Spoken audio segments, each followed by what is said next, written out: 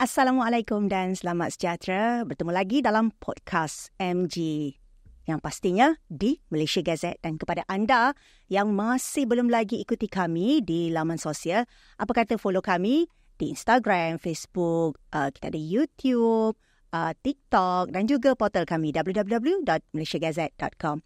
Dan hari ni saya rasa teruja sangat sebab saya ada tetamu dari Melaka. Jauh ni datang ni. Dua orang tetamu kita pada hari ini bersama-sama akan membincangkan satu topik yang cukup menarik, iaitu Encik Saufi Afendi bin Talib, iaitu pengarah perikanan Jabatan Perikanan Negeri Melaka, dan juga Encik Ahmad Faris Ahmad Karim, pembantu laut Jabatan Perikanan Negeri Melaka. Selamat datang ke podcast MG. Terima kasih. Berapa jam perjalanan tadi nak sampai ke sini? Lebih kurang dah 2 jam. 2 jam laju dan awak kita tak.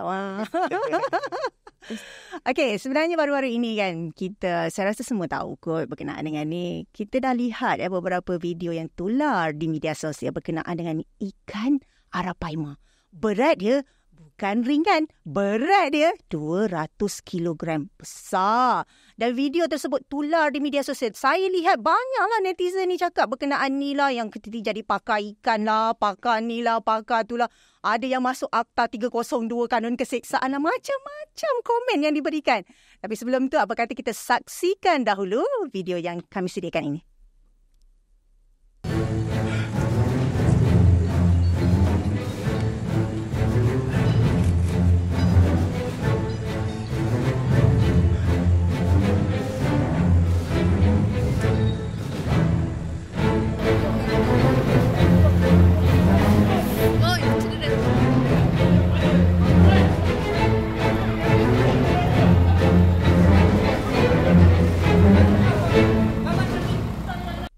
Kembali lagi dalam podcast MG, masih bersama saya, Rosnani Nasir, dan dua orang tetamu kita dari Jabatan Perikanan Negeri Melaka. Saya ada lagu sikit nak nyanyi lah untuk video yang tular tadi tu. Lagu dia macam ni. Ikan, oh ikan, kenapa engkau gemuk? Macam mana aku tak gemuk? Orang bagi makan, orang bagi makan. Orang, oh orang, kenapa kau bagi makan? Macam mana aku tak bagi makan? Itu hiburan kami, itu hiburan kami. Kemana ikan arapaima tu pergi ni, Cik Saufi? Mungkin Cik Saufi atau Cik Faris boleh ceritakan sedikit untuk tajuk kita hari ini. Arapaima predator bukan sahaja bahaya kepada manusia, tetapi ia juga bahaya kepada ekosistem kita, iaitu ikan-ikan tempatan yang ada di perairan atau sungai di Malaysia ini. Dan mungkin Cik Saufi boleh jelaskan sedikit berkenaan operasi yang dilakukan berdasarkan pada video yang tular tadi. Okey, terima kasih kepada Malaysia Gazette yang mengundang kami. Sama-sama. Kan ada di Melaka untuk podcast pada hari ini. Actually, untuk ikan arapaima gigas ni yang dah menjadi viral dengan operasi yang kami jalankan, ia bermula bila kami Jabat Perikanan Negeri Melaka menerima aduan lah. Kami terima aduan daripada pihak ibu pejabat, dan seterusnya kami merancang lah dengan anggota-anggota cawangan perlindungan sumber berkaitan dengan langkah-langkah yang perlu kita lakukan.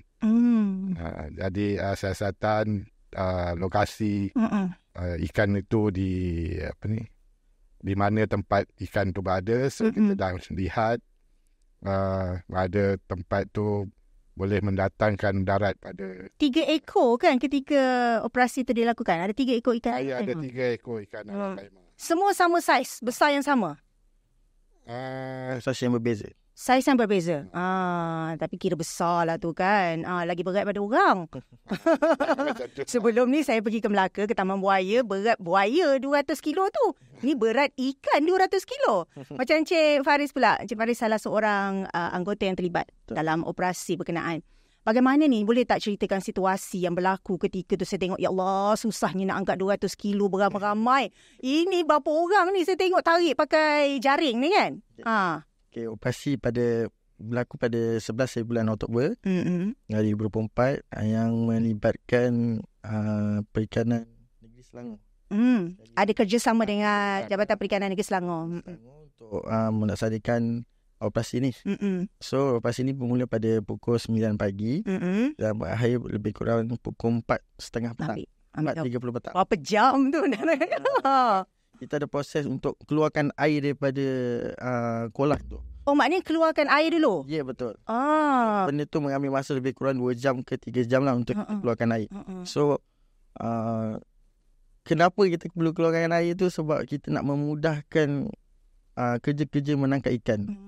So apabila air penuh, kita tak nampak kedudukan ikan. Ya, betul. So kita perlu kurangkan air tu lebih kurang separuh daripada keadaan asal tu lah. Separuh daripada rongga ikan tu. Oh, maknanya kena timbulkan ikan tu. Kena timbulkan ikan, baru kita boleh tahu di mana ikan tu berada. Kita boleh nampak lah. Baru kita boleh nampak. Okey, Cik Safi. Ada ni yang cakap ni kan. Ini saya ambil ya. Ada bukti ya, netizen punya komen. Kenapa ni tangkap pula ikan tu? Elok je ikan tu duduk situ. Bukan senang nak dapat, tengok free. Ada orang yang rasa macam, inilah masanya nak tengok ikan free besar pula tu kan, nak bagi makan. Sebenarnya, apakah faktor yang membawa kepada satu, ikan tu merupakan ikan larangan? Mungkin nanti Cik Safi boleh jelaskan berkenaan ikan larangan itu sendiri. Dan mengapa walaupun ia diternak di dalam sangkar, tapi kenapa tak boleh? Kena tangkap juga ikan tu. Okey, memang ikan tu menjadi hiburan pada masyarakat di situ setempat lah. Dan ikan tu besar dan jangan dapat dilihat secara mata kasar. Namun begitu, berdasarkan kami Jabatan Perikanan bekerja di bawah mengikut punca kuasa yang ada di bawah Akta Perikanan 1995 lah. Dan di situ ada peraturan-peraturan berkaitan dengan ikan larangan ni. Dan ikan tersebut, Arapaima gigas ni adalah salah satu daripada ikan yang dilarang dibela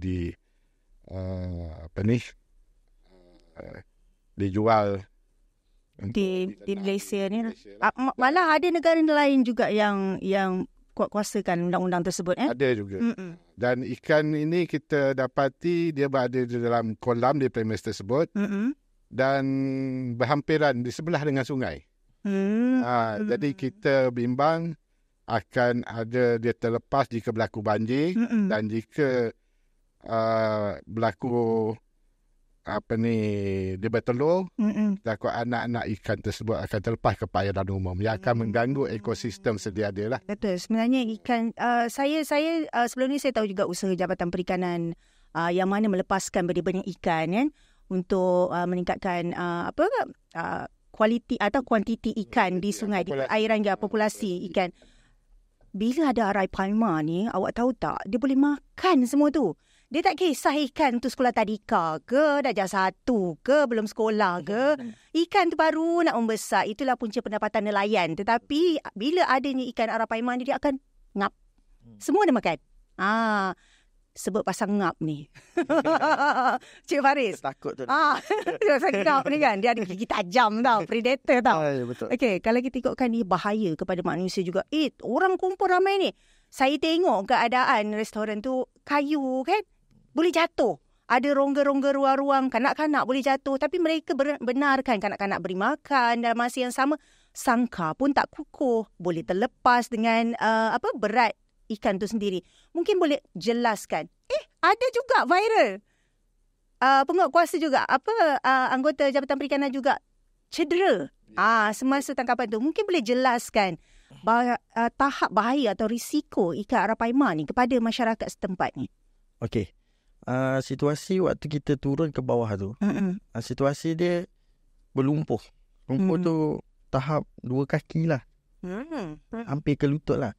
So, bila kita nak melakukan pergerakan tu, mungkin mengambil masa satu pergerakan tu 2 ke 3 second. So, ikan tu pantas. Betul? Kan? Habitat dia. Ya, kan? habitat dia. So, pergerakan kita tu terhad lah. So, apabila kita dah melakukan tangkapan, bila ikan tu dah masuk dalam perangkap kita, dia terkejut. Waktu tu dia akan agresif. Dia akan keluar balik daripada sarang tu. Time tu lah waktu tu anggota-anggota kita diserang. Dia umpama macam ni lah. Bila ada atau haiwan yang rasa dia terancam. Yeah. So, anggota kita dilibas di ekor lah, ekor ikan tu dan kepala ikan. Kepala ikan anggota kita kena bahagian dada lah. Berat tu. Ikan seberat 200 kilo. Kepala dia 2 kali batu bata tak silap saya. Keras sangat tu. Ya, sebab sisik dia tu pun dah keras kan. So Dia akan, bila dia libas tu memang akan cedera lah. So bila kita dah dapat tangkap, kita nak naikkan dia ke darat pun tinggi 3 meter tu, lebih kurang 3 meter. Cuba anda bayangkan itu kena dekat anggota. Masih boleh lagi dipertimbangkan. Cuba kena dekat orang ramai. Itu yang kita merisaukan. Kita boleh jadi sebenarnya kan Cik Saufi. Kalau ikutkan Cik Saufi, apa akta sebenarnya? Yang sebenarnya mereka ni tak faham, tak ada kesedaran berkenaan dengan bela atau ternak ikan yang dilarang ni.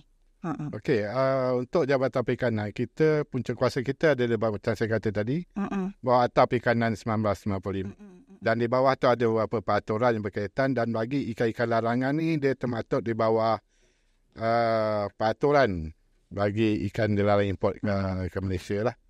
Iaitu peraturan-peraturan perikanan larang import dan sebagainya bagi ikan pindaan 2024. Dan di bawah akta ini segala ikan asing yang boleh merosakkan ekosistem semula jadi kita laranglah untuk diternak, dibela dan dilepaskan ke masyarakat umum. Ini usaha untuk kita menjaga ekosistem kita dan ikan-ikan asli yang ada di perairan kita. Ketika masa tangkapan tu ada ke situasi yang mana penduduk kampung ke atau masyarakat di situ macam janganlah tangkap ikan ni. Ini ikan kami nak tengok hari-hari petang-petang bagi makan. Ada ke situasi begitu yang perlu ditempuh oleh pihak Jabatan Perikanan? Sebab tu kepada peringkat awal kita dah rancang langkah-langkah supaya perkara-perkara yang ada daripada masyarakat setempat tidak melakukan apa-apa perkara, dan ikan tersebut juga diserah secara sukarela lah oleh pemilik. Jadi masa kita lakukan operasi tersebut kita dapat mengawal keadaan dan tiada protes yang daripada masyarakat. Tak ada protes, maknanya jelas dekat sini memang pemilik sendiri kan. Kita pun berterima kasih kepada pihak PDRM lah kerana dia pun membantu di kawasan mengawal keadaan lah supaya kita ni nak tangkap ikan, kita pula kena serang kan. Tapi sebenarnya usaha yang dilakukan Jabatan Perikanan Negeri Melaka ni, mereka nak selamatkan rakyat, masyarakat setempat itu sendiri daripada diserang. Kita tak tahu kan, kadang-kadang kanak-kanak tu beri makan boleh jatuh, boleh mengundang kepada bahaya. Kalau ikutkan saiz ikan tu 200 kg, agak-agaknya berapa banyak ikan tu diorang suap bagi makan ni? Dia bukan makan ikan, dia makan ayam. Dia makan ayam. Berapa banyak? Kalau ikut daripada info yang kita dapat lah, kawasan situ orang penduduk kampung ni bagi ayam. Kalau ikut saiz tu berapa banyak je Safi lebih kurang? Kalau maklumat yang kita dapat untuk 3 ekor tu lebih kurang 2.7 seekor. Maknanya untuk 3 ekor 20 kilo. Ayam. Sehari? Ayam. Ikan tu makan 20 kilo ayam sehari. Hari mungkin dah seminggu lah dia bagi. Berikat-berikat boleh buat kenduri. Kalau buat kenduri kenyang sekampung. Makan 20 kilo. Dan dia makan yang... Tapi sebenarnya dalam banyak-banyak komen kan, ada juga komen yang sebegini. Akta memang dah ada. Ini yang mereka yang mendapat ada ilmu atau pengetahuan dan juga kesedaran berkenaan situasi tersebut. Akta memang dah ada. Peringatan pun dah diberikan. So, tiba masa untuk penguatkuasa negara kita ni ada undang-undang. Jangan buat ikut suka. Semua benda nak ikut kepala sendiri. Jenuh lah. Syabas Jabatan Perikanan Malaysia. Ada juga yang memuji usaha yang dilakukan oleh pihak Jabatan Perikanan. Okey. Kita berbalik kepada situasi itu tadi kan. Boleh Encik Saufi jelaskan berapa spesies ikan yang dilarang diternak? Setahu saya diternak, lagi satu dijual, ataupun pembeli pun ada akta tu juga kan? Okey, kita di bawah Akta Perikanan itu peraturan-peraturan perikanan larangan. import dan sebagainya bagi ikan, iaitu pindaan 2024, kita ada lebih kurang dalam 19 spesies. Yang mana seperti yang dalam poster tu, antara ikan asing yang dilarangkan dilepaskan ke perairan umum adalah seperti piranha, ikan pacu ataupun bawang merah, silver dollar, salmon, trout, peacock bass. Yang ni memang agak popular lah, peacock bass ni. Dan red claw iaitu udang karang air tawar. Dan flower horn, ikan naga, ikan buaya, bawang ekor merah, kap rumput, katla, rohu, tilapia juga termasuk dalam. Berapa compound yang akan dikenakan kepada mereka yang membela atau menjual atau membeli ikan-ikan larangan ni? Okey, bagi mengikut peraturan yang telah ditetapkan tu, bagi sesiapa yang mengimport, menjual, memelihara, menyimpan dan mempamer ikan larangan tanpa kebenaran bertulis daripada Ketua Pengarah Perikanan Malaysia, boleh dikenakan denda tidak melebihi RM1,000 atau penjara selama tidak lebih 1 tahun atau kedua-duanya sekali. Jelas kan? Jadi kepada anda yang dah ada kat rumah tu, fikir-fikirkanlah nak buat apa, masak ke, boleh makan ke arapaima ni? Saya ada baca juga yang mereka cakap mereka makan ikan ni. Tapi tak lihat pula sebab dia besar kan. Okey, kita pergi kepada situasi di sepak. Panggil sepak Libas. Sepak ikan. Sepak ekor ikan, bukan tangan. Kan tak ada tangan. Dilibas ikan arapaima tu. Berapa orang yang cedera ketika itu dan macam mana keadaan yang dilibas, anggota yang dilibas tersebut? Okey, ketika operasi tu yang teruk 2 orang yang dibawa ke hospital Alor Gajah. Dia dilibas di kaki dan seorang lagi di dada. Di dada. Itu yang dia sesak nafas. Ada sesak nafas, so dia pergi ke hantar ke hospital Alor Gajah. So keadaan dia sekarang okey, dah boleh bekerja semula. So yang lagi 3 orang tu dia cedera ringan sajalah. So dia libas, dapat elak lah. Dia dapat elak tapi dia terkena. Sebab pergerakan kita terhad di situ kan. Sebab dengan berlumpur lagi kan. Dalam pula tu kaki tenggelam, kita nak lari pada ikan tu pun tak sempat nak lari. Pun ambil masa 2-3 second nak lari. Kalau tak percaya cubalah masuk kat lumpur tu tengok. Tempat tu agak sempit. Dengan tiang-tiang bangunan tu lagi kan. So pergerakan kita tu agak sempit lah. Ada juga yang cakap, mana diorang bawa ikan? Diorang tak tahu ikan tu dibawa kat mana. Ada yang cakap, dekat zoo ni, dah bawa pergi ke zoo. Ada yang cakap, diorang bunuh tu ikan tu. Sebenarnya apa tindakan susulan yang dilakukan kepada 3 ekor ikan arapaima tu? Okey, susulan selepas kita buat tangkapan, ikan tersebut terus kita bawa ke zoo negara lah. Untuk diserah dan ditempatkan di zoo negara bagi tujuan pameran, pendidikan dan kesedaran lah. Namun begitu, duka cita saya katakan lah sebab ikan tersebut. Kesedekahkan Al-Fatihah kepada arwah ikan. Baik arwah tersebut. Baik arwah dulu. Mati ketika satu bila sampai di zoo negara dan 2 ekor lagi keesokannya. Dan pihak jabatan pun telah dengan kerjasama Institut Penyelidikan Perikanan dan juga zoo negara telah melakukan bedah siasat lah. Dan kami masih menunggu laporan daripada kami punya pakar penyidik untuk laporan bedah siasat tersebut. Kita nak tahu punca kematian dia. Kita tahu. Kita tunggu sahaja proses bedah siasat selesai dan mungkin sepatutnya ada laporan yang akan diterima. Mungkin insyaAllah Jabatan Perikanan akan memaklumkan kepada anda semua. Dahsyat sampai bedah siasat. Dah macam kes bunuh kan. Jenayah. Sebenarnya ini nak bagi memuaskan hati semua. Sebab ramai dah viralkan benda ni. Bunuh lah, apalah. Arti bunuh lah ni. Bagi alasan lah. Macam-macam orang cakap di luar sana. Kita tak dapat nak bendung apa yang orang cakap ni. Mulut orang kan kalau nak berkata. Tapi sebenarnya dia melalui proses lanjutan yang mengikut prosedur yang ditetapkan. Adakah faktor usia ikan tersebut? Sebab saya dimaklumkan dah lebih 10 tahun ikan tu berada di kolam tu. Kalau ikutkan memang daripada maklumat wakil pemilik yang ikan tersebut telah ada situ lebih kurang 10 tahun lah. Sebab tu ikan tu agak besar.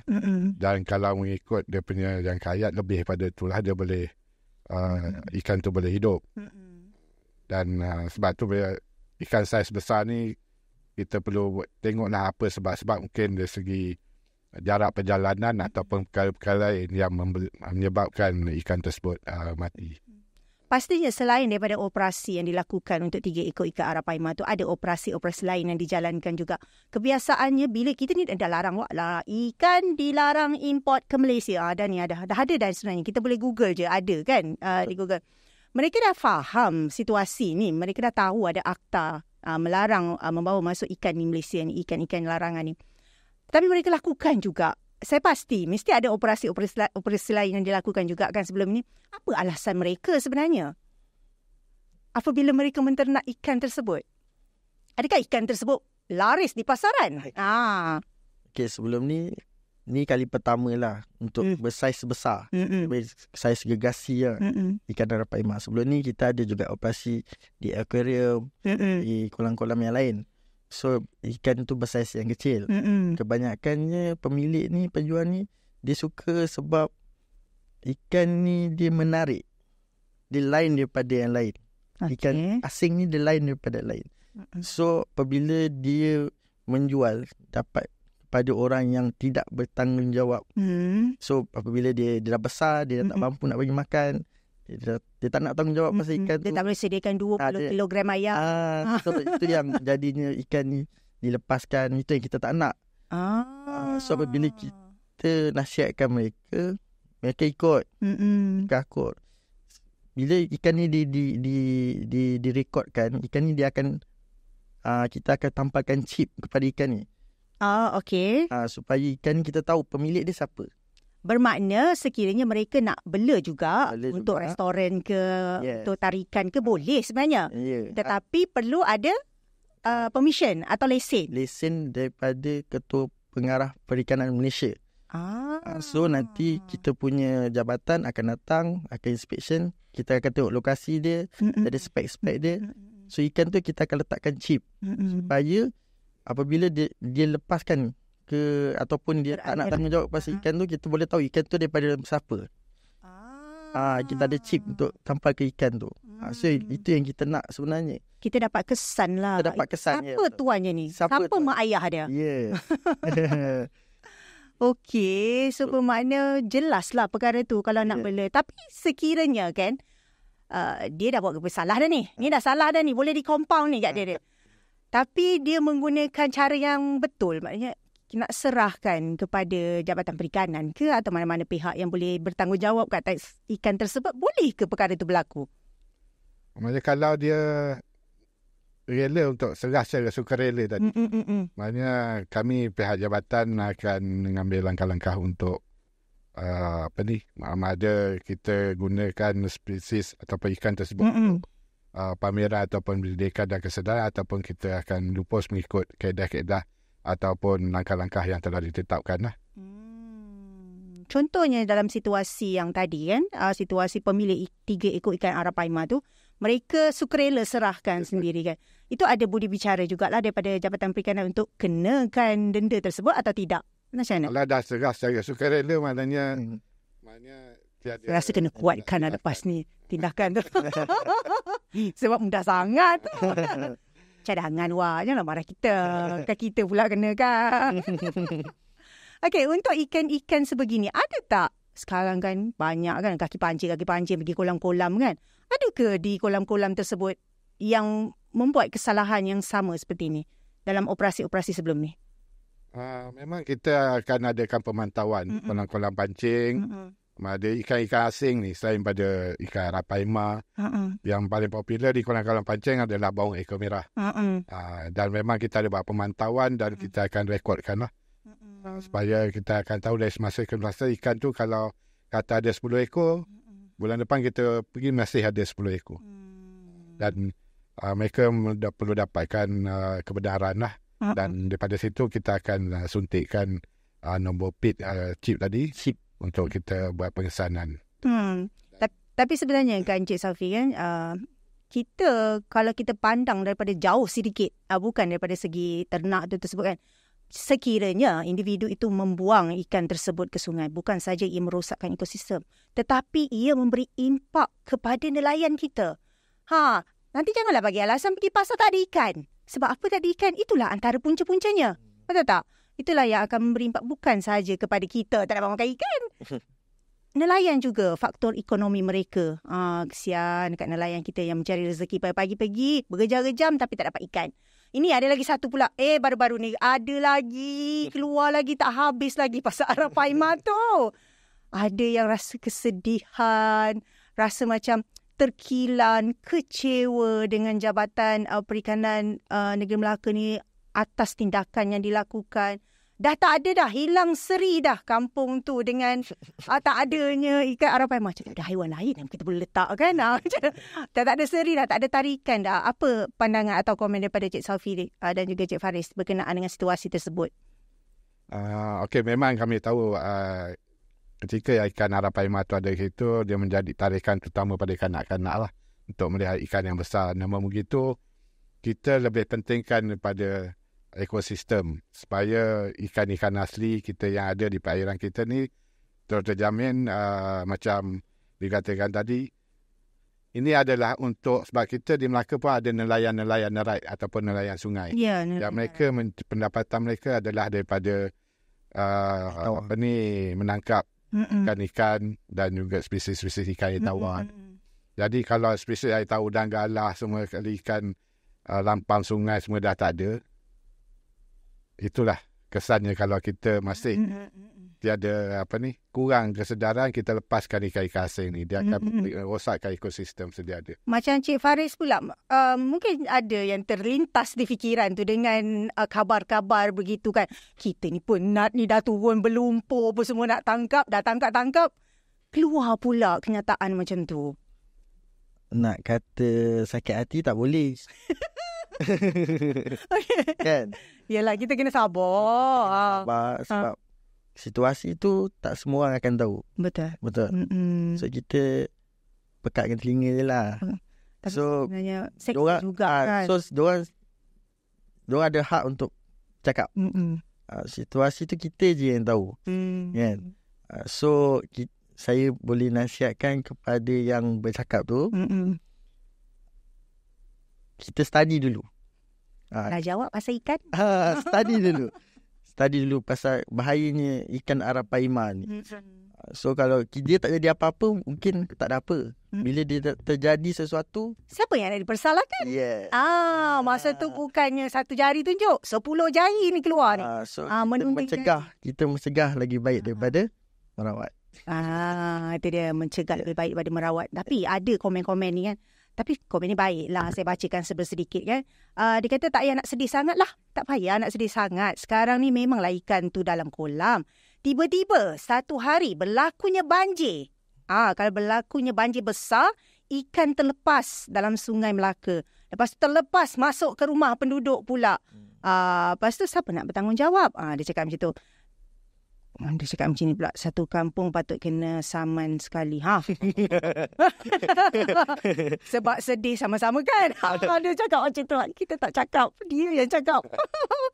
Dari bela Arapaima ni baik bela ikan tapah. Dah tentu ikan tempatan. Itu saranan dia lah. Okey, mungkin ada nasihat kepada, saya rasa ramai lagi. Saya dapat rasakan, macam ada macam kuasa lah. Saya dapat rasakan ramai lagi sebenarnya yang masih membeli. Mungkin saiz dia masih kecil. Mereka tak rasa pun lagi beban tu untuk menampung makan apa semua kan. Mungkin Encik Safi ada nasihat untuk mereka yang nak jadi mak ayah Arapaima ni lah. Macam tu. Okey, bagi Jabatan Perikanan Malaysia, khususnya Jabatan Perikanan Negeri Melaka, kami menyerulah supaya orang awam, orang ramai perlu lebih bersifat cakna dengan kepentingan memelihara ekosistem kita, supaya ekosistem asli ataupun ekosistem asal ni di perairan Malaysia lebih terjamin. Dan sifat yang tidak bertanggungjawab bagi sesetengah individu yang melepaskan ikan larangan ni ke perairan umum, ada secara sengaja ataupun tak sengaja, boleh mendatangkan bahaya lah kepada habitat dan juga ekosistem tempatan, kerana sifat ikan larangan ni dia kebanyakannya adalah bersifat ganas, traumatogenetik, jenik. Dia juga ejen pada penyebaran penyakit dan berbahaya kepada populasi ikan tempatan dan orang awam lah. Jadi kami Jabatan Perikanan, khususnya di Negeri Melaka, kami biasa menjalankan pemantauan dan siasatan terhadap aduan-aduan yang kami terima, dan juga siasatan dan pemantauan berkala di permit-permit akuarium, dan juga kepada orang persolongan yang kami sekarang ni kita dengar ikan larangan dijual secara online. Jadi perkara tersebut juga masih dalam pemantauan kami untuk mereka-mereka yang terlibat. Jadi kami merayulah supaya mereka yang yang ada membela ataupun menyimpan ikan-ikan larangan ni supaya berhubung dengan Jabatan Perikanan untuk tahu prosedur kebenaran menyimpan atau membela ikan ni. Kami dapat terangkan dengan lebih rinci. Supaya tiada tindakan dikenakan lah. Dan kalau nak serah kepada kami pun, kami akan lakukan mengikut langkah-langkah yang telah ditetapkan. Boleh cek jiran-jiran sebelah tu ada tak boleh ikan tu? Dah boleh cek dah. Kita kena cakna dengan benda ni. Macam Cik Faris pula sebagai seorang kaki tangan atau anggota di Jabatan Perikanan, selain daripada kesalahan yang kita lihat yang jelas dan nyata ni berkenaan membela 3 ekor ikan arapaima ni, apa lagi kesalahan-kesalahan yang kebiasaan yang mereka lakukan dalam masyarakat kita yang mereka tak sedar sebenarnya, tapi itu salah dalam operasi-operasi yang dilakukan sebelum ini? Okey, dalam operasi-operasi sebelum ni, kebanyakannya ikan yang kita buat operasi sebelum ni ke akuarium. Kedai-kedai akuarium, kolam ikan. So ikan-ikan dia yang bersaiz kecil lah. So kita buat pemeriksaan secara berkala. So rekod dorang ada. So tak ada jadi masalah lah. So yang sikit-sikit yang tak ada permit tu, kita akan nasihatkan dia untuk mohon dan bagi tempoh lah. Maknanya tak adalah terus ni kan, kita akan bagi tempoh lah. Ada budi bicara di situlah. So kalau dia tak boleh ikut dalam tempoh yang kita tetapkan, kita akan buat rampasan lah, sitaan atas ikan tu. Banyak saya juga ada membaca berita bukan sahaja di Melaka di semua negeri ikan-ikan ni dijual secara terang-terangan, berleluasa. Ya, kita tak perasan kecil kan ikan tu kan. Tapi sebenarnya ini adalah ikan yang boleh memberi impak negatif terutamanya kepada ekosistem sungai kita sendiri kan. Saya rasa mereka dah faham kat ni Cik Sophie dengan Cik Faris. Kalau ada masih yang lakukan lagi, kita harap selepas ni dia lagi faham lah. Saya lagi faham lah. Sebab kita dah banyak banyak kita bagi penerangan kepada orang kan. Yes. Saya rasa semua dah terjawab.